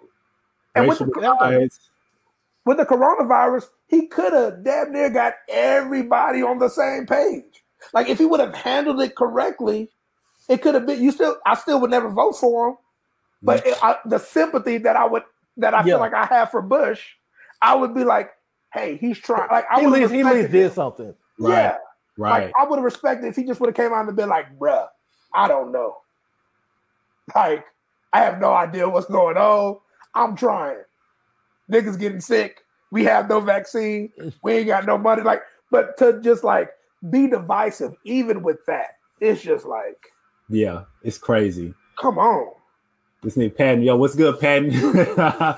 Pat said Donald Trump politics will be a college course by the time our kids hit college, like Tupac. Yeah. Yeah, man, this shit is nuts. It's crazy, dude. It's wild, but this is who we got right now, and this is who we'll probably have for the next 4 years. He's gonna get another 4. He's going to get another 4. It's scary, but I believe it. He's going to get another 4. Yeah, bro. Straight up, man. I already told somebody. I want to see. I always think elections when there is no incumbent are always the most interesting because then you have no idea like who's coming from where. Right. You know what I'm saying? So I'm really interested to see 2024. And I tell you now, if that damn Kanye Omari West is really on the ballot, nah, he's gonna be on there. Oh my God! Which party? Which party do you think? You think he's gonna be independent? He's gonna be independent. He's gonna create something different. Yeah. He's not gonna be. He's going to be a person who creates something completely different that is going to get support, which is going to be crazy. Yeah, absolutely, it is. Now I can't. I was gonna say I can't wait. I actually can't wait, nigga. Take your time with that shit. Yeah, bro. But it's crazy because again, we see that Kanye he needs help. Right. He needs help, bro. And this is not a thing of because he's doing crazy stuff. We're just saying, oh, Kanye's crazy. But no, bro. Like think about it. If any other president on the campaign trail would have, and I understand he's talking about a sensitive issue, but if any other person on a campaign trail would have broke down crying, that in and of itself would have took them out the race. Mm-hmm. Yeah, for sure. Because it's going to be, you don't have the mental stability. If you can't deal with that, something that you were thinking about doing that you did not do, if you cannot deal with that, how can you deal with handling the country? Right. Or running the country? Right. Yeah, that's true. I'm wondering how much, and we can kind of get off of it in a second, but I'm wondering how much influence he could actually truly have if he were to run for president. Because Donald Trump, we really didn't think he had much influence, but he had the money to back up his campaign. No, he had the influence. Like he had the media day one. Because I remember the camp, like they show every rally, everything he said, they reported on. So everybody else got less coverage because of him. Like he became a household name. If we be real about it, Trump had that same, I ain't gonna say appeal, but he has that same pop that Joe Exotic from Tiger King had. It's because he's so outlandish, so bam. People are like, oh, I'm going to start listening to him. And then they started listening to him, and then they started agreeing with the stuff that he said, and they were like, that's my guy. And that's what scared me. I watched because I'm like, this is a train wreck that's amazing. I can't keep my eyes off this. But the train kept on going. I was like, wait, this supposed to be hit the rails. And it's crazy because I'll never forget. Like there's certain moments you never forget. Of course, when Barack won, but I'll never forget that night going to sleep on the election night, and I'm like, Hillary got this. Okay, Hillary, like I think we got it. I think we got it. And then you woke up the next day and you were like, what the hell? And it's kind of along the same thing, along the same line that Rock was saying, as far as like that dichotomy of anybody can be president. I remember when Barack won, November 7th, 2008, whatever. I can remember having this great sense of pride and joy, and I was asking myself, damn, like, what do we do now? Like, we got a black president. What do we do now? And I can remember asking myself that same exact question when Trump won. Saying to myself, like, damn, what do we do now? What's next? Yeah, because for the amount of exhilaration and pride that you had in 2008, you damn near felt horribly defeated when Trump won. Oh yeah. Yeah, because like going back is like with all the things he said, like there's no way. Like you said, went to sleep. So okay, Florida's borderline. So okay, Florida's predominantly non-white. We okay. Right. Woke up. Yeah, right. What the fuck did y'all do? Yeah, man, it's crazy. It's crazy. But shit, we'll see what happens this next round. Hopefully, she gonna get back in, but hopefully not. But I ain't got nothing else, man. Y'all got something else y'all want to touch on? With West Tudor? I mean, West Wing. You can always talk about Kanye West, but he's going to be talked about enough. So I am curious to see how all of this progresses. We just live in a crazy, scary world, bro. Right, we do. We live in a crazy, scary world. Yeah, we do. It's quarantine. I got nothing else to watch, so I might as well. And it's gonna be like it's gonna be something else here in a couple of hours. Really, just get on Twitter, see what's trending. If it's not Meg getting shot, It's Nicki Minaj having a baby. Nicki Minaj, I see you. Like I said, bro, with the pink light. Barb Nation. Matter of fact, what Nicki Minaj song you skating to? I haven't thought about Nicki Minaj. I might have to pull out a Nicki. I might pull out Nicki. You ain't gonna be skating to some Nicki? I might. Oh. Yo, he gonna be skating to Pills and Potions. Yeah. That's it, man. Pills and Potions.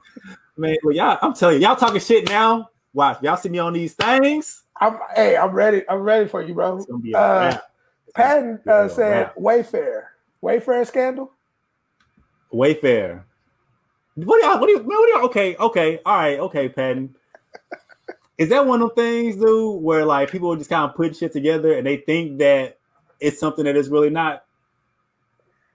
So for those who don't know, there's this whole thing with Wayfair, and people are saying that Wayfair is a part of a sex trafficking ring. So if you look up particular items on Wayfair, you'll see that like a pillow would be a regular price for like maybe like $5 or $10, but then you will see that same exact pillow listed for like $10,000, but that pillow would be named something different, and the different name on that pillow would be a young girl that's missing. So that was this kind of whole big thing on Wayfair, and it got a lot of steam on Twitter. Wayfair has since then said that that's not the case, but I don't know, dude. Like, how I haven't really thought about it that much since it came out, and since Wayfair said that it wasn't the case. But it is kind of wild. This admit to just openly sex trafficking. Nah, you're not. But how much validity do you think that has, though? I'm not saying that they would have, but it's like, how much validity do you think that has? Do you think people are really slinging bodies on Wayfair like that? It's a coincidence. It's oddly strange. I'd say that. But again, we live. It goes back to that weird, crazy, scary world I'm talking about. It's just like, damn, if this is what's going on, bro. Yeah. Y'all go ahead and count me out. I'm done. Like, goodbye, world. Like, bro, come on. That is nuts. Like that just sound like somebody seen on TV. It's like, okay, well, I'm gonna do a hit. I'm gonna get somebody else to pay for it. It's like, it seems like some shit you seen on TV now. I don't know. Like that. It's just like, because it is weird. It's like, bro, why is this cabinet costing me, $1,600, $2,000? Like, why is this piece of furniture that I could, seemingly go get at IKEA for a much cheaper price, costing me to go to Wayfair? And then people are like, well, the name, and then you start looking at it, and it's just like, that shit is a hell of a coincidence, bro. And see, that be the stuff that, like, that's why certain stuff I have to watch cartoons at night. Because I can't get up. I can't get like, for real, bro. I'm serious, bro. I gotta watch cartoons at night. Because for real, I feel you. I will get on Twitter, and depending upon what we talking about, you start going down a rabbit hole of stuff, and you be like, damn, what is this? Yeah. But Wayfair is, because I know the name Wayfair, but I've never purchased anything off of the site. So is Wayfair, is that like a community marketplace where like any one of us can post some shit and we can just send it, or is Wayfair an actually company that has a warehouse that when you buy something, it's shipped from their particular warehouse? Because like, if this thing is $10,000 or it's posted at $10,000 and it's coming from a marketplace vendor, then it's like, okay, well, yeah, somebody is probably doing this. But if it's coming from Wayfair, then it's like, I don't even know anymore, man. That's why I just shop on Amazon. If he ain't verified on Amazon with the check mark, I don't know. I don't know what to tell you. I just need that free 2-day shipping. That's all I know right now. Ain't Prime. You know what I'm saying? I don't even know, man. Again, it's a lot going on. Like you said, that whole Wayfair scandal, that's the type of stuff that'll keep me up at night. Like, is this really happening, bro? Are young girls being shipped via Wayfair? Like, right? I mean, granted, some of the most scariest stuff is right under your nose. Right. But it's just like, bro, are people just really doing that? That's crazy. See, that's scary, dude. That is scary. The more I think about it, it's like, yeah, that's scary. Had to watch cartoons at night. You know what? It's funny that you mentioned it. It's not funny, but it's funny because me and Ashley, we were watching this movie the other day. I forgot what it's called. I think it's like Don't Leave Me or something like that. But what happens is this girl dies in the movie. Her whole family's killed, but this girl dies, right? And there's the girl's uncle is like, I guess, a police officer or something like that. And what ends up happening is the dead girl calls the uncle, right? But she's calling 2 weeks in the past. And so what ends up happening is he's like on the phone with his dead niece, and he's trying to essentially change history by trying to find the killer before she's dead. So we were watching it. I fell asleep, but Ashley was like, look, that shit was so creepy, dude. She had to watch cartoons before she went to sleep. Listen, bro. That's why I watch cartoons to this day. I was watching what Baki yesterday. What? Baki. It's a boxing anime. It's fine. Okay. I watch cartoons. That's one thing I'll never stop watching. No matter how old I get, that and wrestling. But I watch cartoons all day long because it's the one thing that'll take my mind off of this crazy world that we live in, bro. Bro, what? Human trafficking? See, now, Adrian, I gotta look into it a little bit more, bro. I really shouldn't, but I should. I shouldn't. Because I feel like this is one of those things, and that's the issue that goes on now, is that we are so just bombarded with so much information, a lot of stuff that we really have no control over. It's like we just feel like we need to know about the shit. Yeah. Like wait for it to happen, and it's like, damn, this shit's really crazy. I should delve deeper, but at the same time, it's like I don't have any control over what. Man, just get on your skates, play your Nicki Minaj, call it a day, man. Yeah, I've come to learn at my older age, bro. Ignorance truly is bliss, and there's some stuff that I just like, bro. That's too deep. That's too deep for me right now where I'm at. Yeah. It's just too, especially in a quarantine, bro. And you're already by yourself, so you have your thoughts with you. You know what I'm saying? Like the days that I hate the most, because I work from home. But the days that I hate the most is when my wife does have to go into the office, and it's just me and the dog. You know. Yeah. It's just like hear that bark, you don't know where it's coming from. Yeah, bro. Like, why are you barking? I'll be sitting here. I may have a glass. Damn, ice start melting. I hit ice and I get all freaked out. The ice melting. It starts slipping on each other. You're like, what the fuck is that? Yeah, bro. You hear the ice maker making ice. Yeah, that's why I just like. And have you ever noticed? Like, does this happen to y'all? Like, you can read or think about something. Or listen to something or watch something scary early in the day, 12 o'clock in the afternoon. It hours go by, and that don't come back to your mind until right before you lay down, get ready to close your eyes. You be like, damn. Oh, yeah. Hell yeah. Yeah, real bad. See, we have it bad over here. Ash, she likes watching ID, Investigation Discovery, and she'll like fall asleep with that shit on. I'm like, how can you just fall asleep with niggas getting murdered? Yeah, and bodies coming up missing and unsolved mysteries. It's like how do y'all fall asleep with that shit on? I can't. Yeah, no way. Hell nah. Adrian brought up a good point. Because I like that's always been my fear. I was saying that like I know I'm going to face when I have kids. Right. Is that when we were kids, you got information because. Like somebody gave it to you, your parents or your teacher, or you saw it on the news. That's how. But now these kids have everything at their fingertips. Yeah, and so it's like, damn, there's certain stuff that I don't want my kids being exposed to without me at least being that buffer to feed them that information the way I feel like they should have it. Right. And it's just like, damn, they get too much information too quick. Right. Right. So for those that are listening, Adrian said it's too much information. It's hard when you have kids and wonder what they're being exposed to, knowing you were exposed to everything by their age. So I mean, yeah, that's a good point. Do they have this access to so much shit? And the thing is, the scary thing about it is, it's like you can't even really. Back in the day when we were growing up, technology, you were at least you were able to filter out some of the stuff. You know what I mean? Like, really, all we had was the internet browser. If your mom didn't want you watching porn, she could put a blocker on the browser, and it's like, okay, well, damn, I guess I gotta wait until my partner bring the magazine to school or something like that. But now it's like, even if you block the browser from particular information, they still have social media platforms. They still have Twitter. They still got Facebook. They still got Twitter's a streaming porn site. Oh my man, yeah. Oh my, and bro, you will just be on the timeline chilling. You don't even have to be following the accounts, and that's the thing. It's like, you don't even have to be following the accounts. Somebody could retweet or even like the particular post. It has the potential to show up on your timeline. So it's like, you can't even.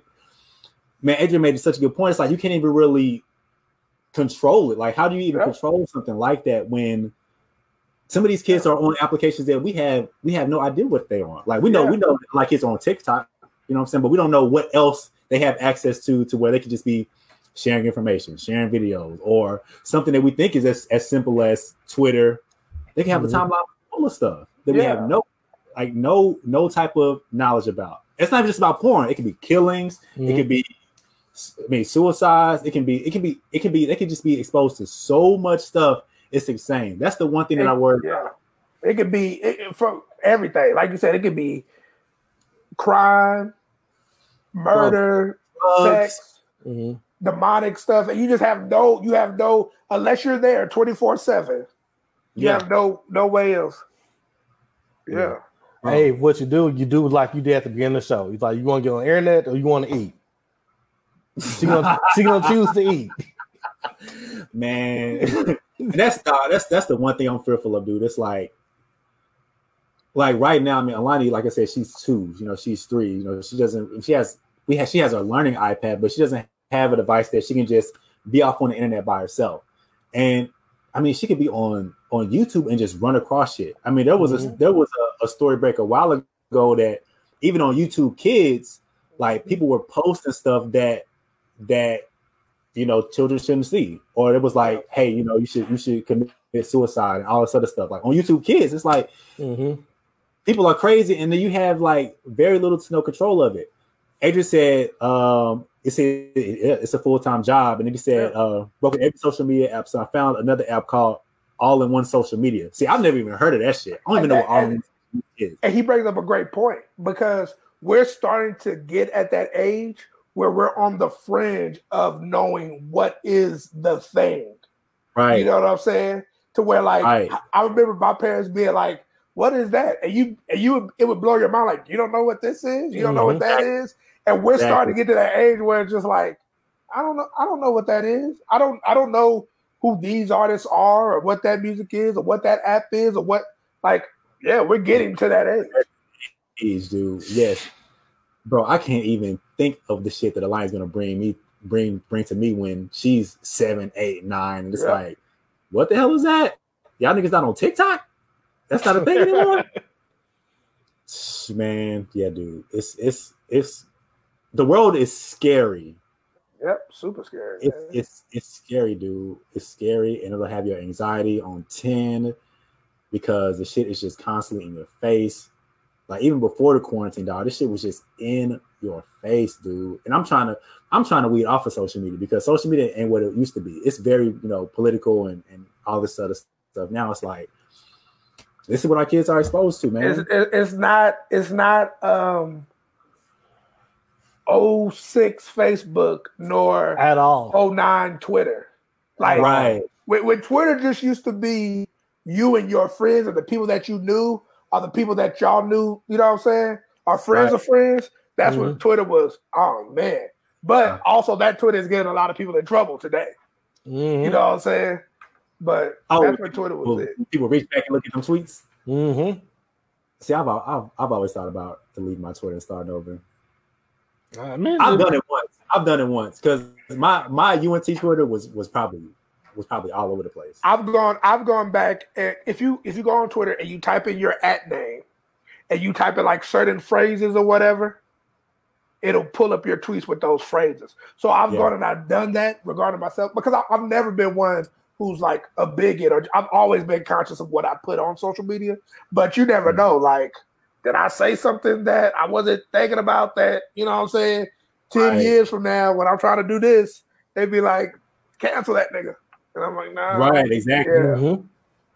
And that's kind of a fear, dude. Because I mean, everything is out there. Anything you put out there is going to be out there. Everything. And that's kind of the issue with Nick Cannon. Is like he said some shit a while ago on this podcast, and it's coming back to bite him. But it's like it could be shit. It could be shit that you said that was okay in 2009 that nigga you will get slaughtered for in 2020. Yeah, easily. One of my favorite shows of all time, The Office. Love it. Will always be one of my favorite shows. That show did not age well. You could not play that show today in 2002, even though they show reruns, but they show selective reruns. You could not play that show in 2020 like you did back in 04, 05. Man, that shit nasty. We in a different world, man. We are. And I wonder what today is going to be 20 years down the line or 10 years down the line offensive. Niggas is wearing do-rags and silver chains going to be offensive in 5 years. You know. Right. Yeah, man, that shit's crazy. That's just crazy. So I don't know, man. Now I gotta put on some cartoons because this nigga Adrian done twisted up the whole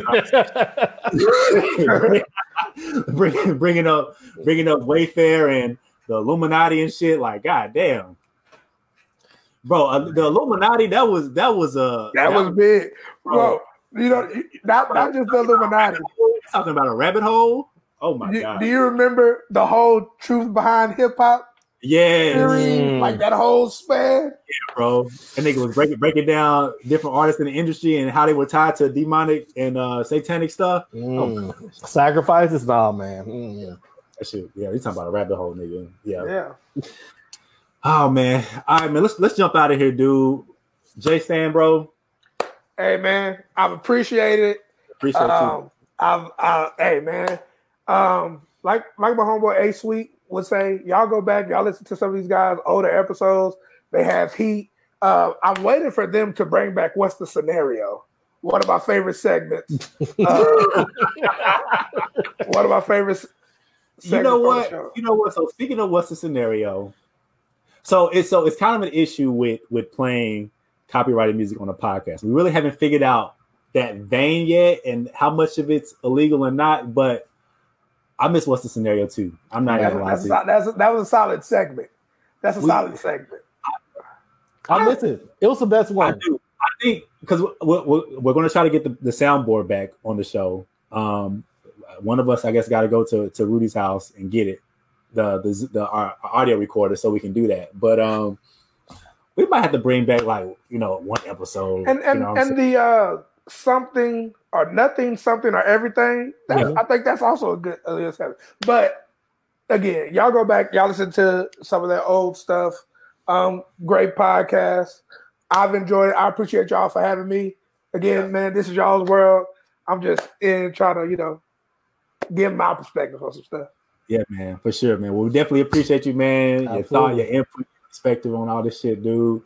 And man, if you're willing to come back, dude, we'll bring you back on. You just can't talk too much shit about me. Hey, man. Anytime y'all willing to have me, I'm willing to come back. As always, I will forever be repping my San Antonio Spurs. Come down, put it down. Always, never gonna stop. Yeah, man. Hey, man. Anytime y'all willing to have me, I'm always willing to come. I enjoyed it thoroughly. That's what's up. I just throwing up gang signs to you. So 318. That's 318, baby. Not a gang sign. What can these people find you with, man? People want to chop it up with you, dog. What's your IG, your Twitters? Ooh. If you want to give out that info. My Twitter is JStan1911, Yoda the Noops. My Instagram is JW Stanfield, I believe. It's J Stan somewhere always in there. But yeah, man, you can find me on Twitter, find me on Instagram. Look for me on Twitter. That's where I have the most fun. So that's what's up, man. I will appreciate you, bro, man. We're gonna get out of here. Like Jay Stan said, man, check out some of our older episodes. We're doing this social distancing thing for Lord knows how long. But yeah, check out some of our older episodes. You can find us on anywhere you listen to podcasts, Spotify, Google Play, Apple Music, or Apple Podcasts, whatever. Just check us out. Let us know what you think about our older episodes, man. Nothing else, man. It's the King Gate signing off. J-Rock. We appreciate you again, my brother. Hey, thank y'all. Sleep within the lines. We out of here. Have a good night. Yeah.